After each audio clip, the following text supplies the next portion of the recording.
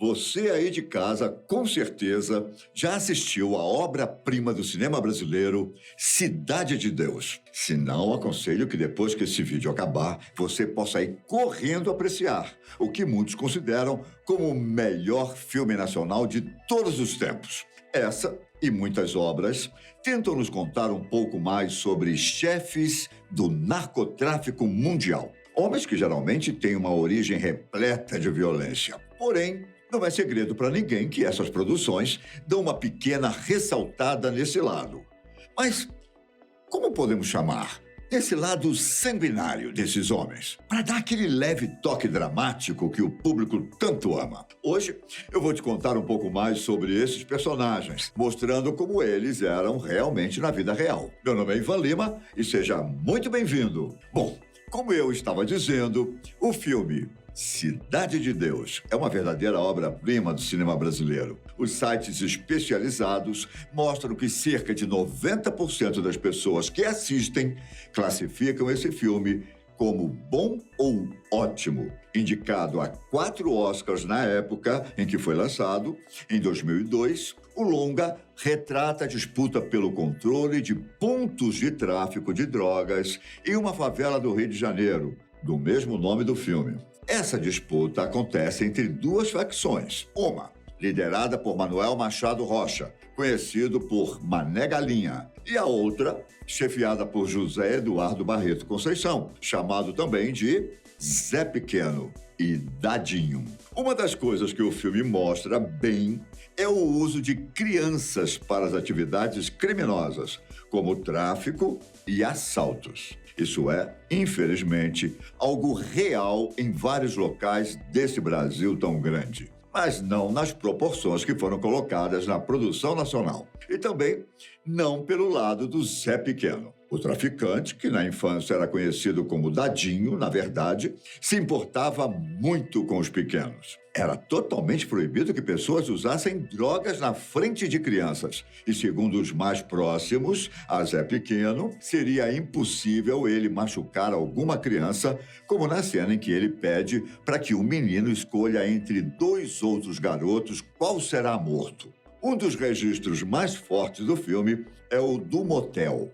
Bom, não vai ser eu quem vai dar spoiler, né? Mas o que dá para dizer é que naquela parte do longa, Zé Pequeno comete uma verdadeira atrocidade. O crime realmente aconteceu, porém, Dadinho, que era criança naquele período, não teria tido nenhuma participação no ocorrido. Até mesmo a importância dos personagens foi mudada. Mané Galinha, interpretado brilhantemente por Seu Jorge, foi um traficante mais conhecido do que Zé Pequeno na época. Além disso, algo que é retratado, de certo modo, em Cidade de Deus, porém, não com tanta clareza, é que Mané Galinha era adorado pela comunidade. A produção cinematográfica foca mais no medo que as pessoas sentiam de Zé Pequeno, o que, por sinal, é algo verdadeiro. Muitas outras coisas foram alteradas, como a história de outros personagens. O Cenoura, por exemplo, interpretado por Matheus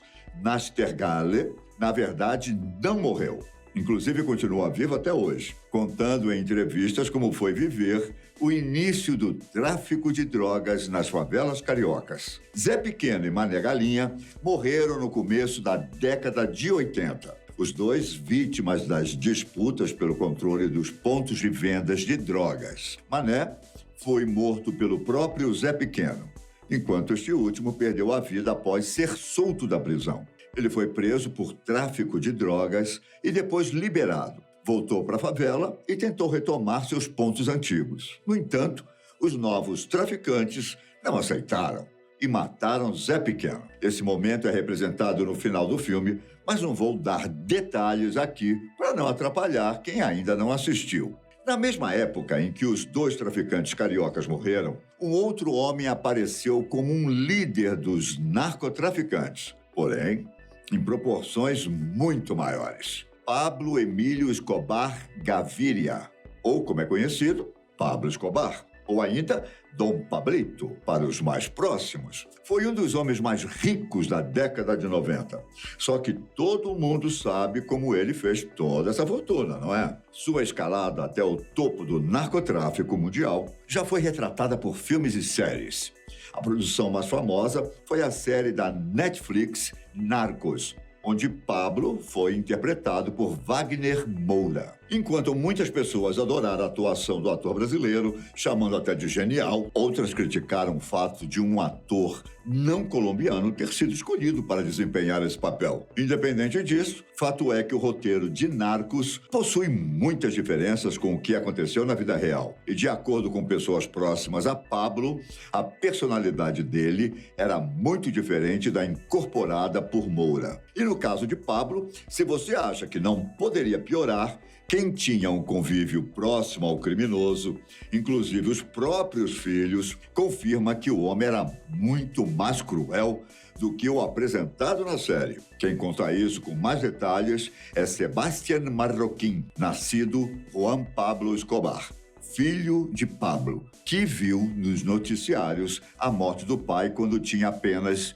16 anos. A idade de Sebastián na série é, por sinal, um dos erros, já que ele é retratado como uma criança. O Pablo, interpretado por Wagner Moura, é também um homem que se preocupa em esconder os filhos da rotina de violência, que é a fonte de tanta riqueza daquela família, o que é algo bem diferente da realidade.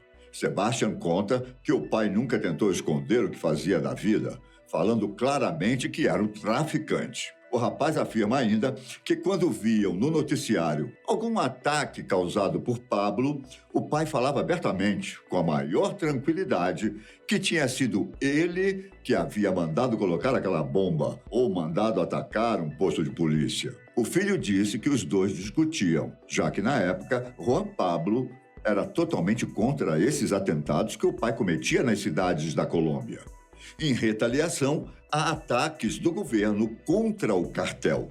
Na série, a parte da personalidade Robin Hood de Escobar é demonstrada com muito mais heroísmo do que realmente era para o traficante. Em Narcos, Pablo demonstra prazer em ajudar a população carente, mas, segundo pessoas próximas, as atitudes filantrópicas do barão da cocaína eram muito mais para o lado de popularescas, ou seja, serviam para ganhar o amor do povo e, assim, dificultar que a população ajudasse a polícia. Conforme Sebastián, a série ainda peca em demonstrar algumas vezes uma imagem legal dos narcotraficantes. Pablo foi responsável, diretamente ou indiretamente, pela morte de mais de 3.000 pessoas. Por isso, de acordo com o filho, é uma falta de respeito com essas pessoas e com a população da Colômbia. Tentar justificar o heroísmo por trás das ações do cartel. Alguns outros filmes, entretanto, possuem retratos mais fiéis das pessoas que buscam contar a história.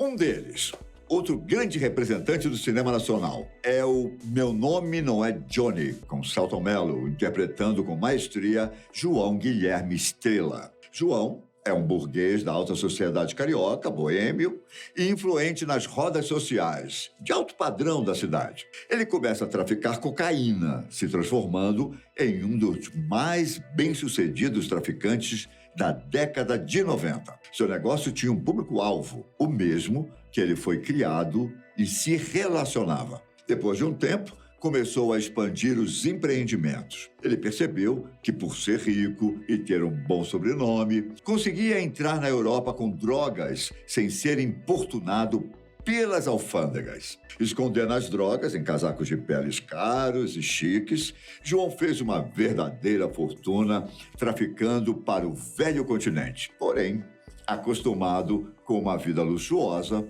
Estrela gastou praticamente todo o dinheiro na mesma velocidade que ganhou. O filme foi elogiado pelo próprio João, que hoje é produtor musical e dá palestras contra as drogas no Brasil. Ele elogia especialmente a atuação de Selton Mello, que representa muito bem como o playboy carioca se tornou um verdadeiro barão das drogas. E você também pode imaginar que tratar de um assunto tão polêmico pode render alguns problemas.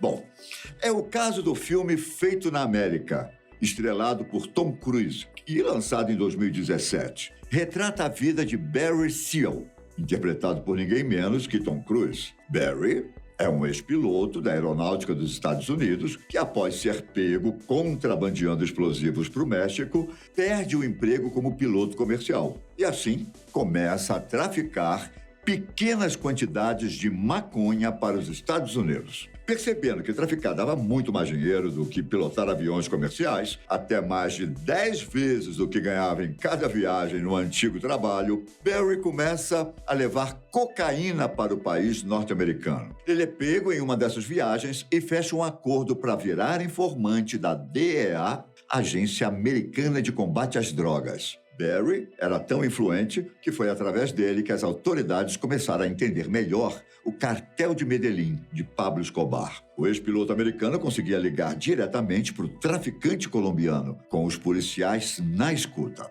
Só que Barry era tão esperto que, mesmo sendo informante da DEA e também da CIA, não parou de traficar drogas. O governo deixava que ele viajasse para não denunciar que havia sido pego. E assim, ele continuava a trazer droga da Colômbia. Conforme os especialistas, o filme retrata muito bem os acontecimentos da época. Porém, uma parte da família de Barry discorda disso. A filha, por exemplo, processou o estúdio Universal, dizendo que a produção de cinema comete diversos erros de roteiro, interpretando o pai como um alcoólatra, além de não mostrar realmente como foi sua vida pessoal. Não se tem notícias sobre como acabou esse processo. É possível que ambas as partes tenham feito um acordo sigiloso para resolverem o problema. Fato é que o filme foi um sucesso, o que provavelmente gerou uma graninha boa para a família de Barry. Pelo menos o Tom Cruise deve ter recebido uma bela quantia de dinheiro para fazer o longa, não é mesmo? Por hoje é isso. E você? Diz aqui pra gente nos comentários se já sabia que algumas dessas séries e filmes não eram tão reais assim. Não esqueça de deixar seu like também, hein? E falar se quer mais conteúdos como esse. Sua opinião é muito importante. Um grande abraço e até a próxima. Tchau!